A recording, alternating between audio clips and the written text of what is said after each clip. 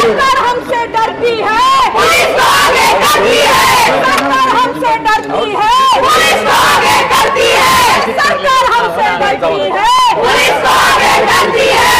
नहीं चलेगी, नहीं चलेगी तानाशाही, नहीं चलेगी, नहीं चलेगी, नहीं चलेगी तानाशाही, नहीं चलेगी।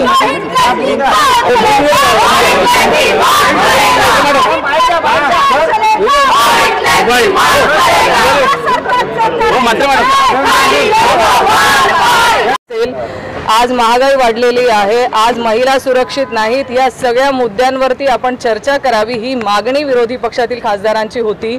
आणि या खासदारांच्या चर्चेवरती, ज्या मागणीवरती की चर्चा करावी हे करण्याच्या ऐवजी सरकारने त्यांना निलंबन केलंय। आणि तुम्ही बोलू पण नका, आम्हाला जे करायचंय ते आम्ही आमचे करणारच आहोत। त्याच्यामध्ये या घाई गडबडीमध्ये विरोधी पक्षातले खासदार तिथे उपस्थित नसताना 3 वेगवेगळे कायद्यांचं त्यांनी तिथे समर्थन घेऊन त्यांच्या मेजॉरिटीवरती त्यांनी ते पास केलेत। हे लोकशाहीची हत्या आहे, म्हणून आम्ही म्हणतोय संविधान बचाओ और भाजपा को भगाओ, नाहीतर भविष्यामध्ये संविधानाने जी लोकशाही आपल्या भारताला दिलेली आहे तेही शिल्लक राहणार नाही।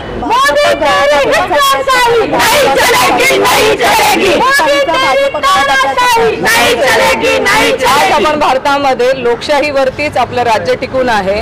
तुमचं सरकार असेल तिथे विरोधी पक्षालाही तेवढंच महत्त्व आहे, कारण तुम्ही जे करत आहात, काम करत आहात, त्याच्यामध्ये विरोधी पक्ष जेव्हा सक्षम असतो, विरोधी पक्ष तुम्हाला जाब विचारतो, तेव्हाच तुम्ही लोकशाहीमध्ये चांगल्या रीतीने काम करू शकतात आणि सरकारही चांगल्या रीतीने काम करू शकतात। कारण तुमच्या सरकारमध्ये काही खामिया असतील, तुम्ही कुठे चुकत असाल तर हे दाखवण्याचं काम विरोधी पक्ष करत असतो। पण यांना ऐकून घ्यायचं नाहीये, स्वतःची मन की बात करायची, स्वतःची मन की बात ऐकायची असते। त्याच्यामुळे यांना विरोधी पक्ष नकोय, म्हणून ही लोकशाहीची हत्या आम्ही मानतो। आणि या लोकशाहीच्या हत्येमुळे आम्ही आज संविधान डोक्यावर घेऊन आठवण करून देतोय त्यांना की हो, आपण संविधानाच्या दिलेल्या लोकशाहीने आपण चालणारा भारत आहोत। तर आमचं तर नाही, पण संविधानाची तरी आठवण त्यांना देतोय आम्ही। रोहिणीताई, तुम्ही आगामी काळात संपूर्ण राज्याचा दौरा करणार आहात, या सगळ्या संदर्भात सुप्रिया सुळेंनी दिली, पण नक्की हा दौरा कोणत्या मुद्द्यांवरती असणार आणि कसा असणार?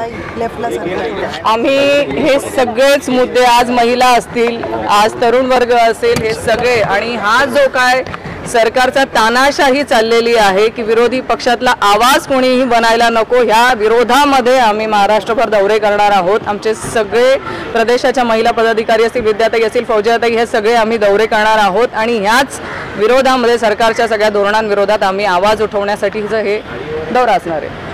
आप बताइए कि आज आप विरोध प्रदर्शन कर रहे हैं लोकसभा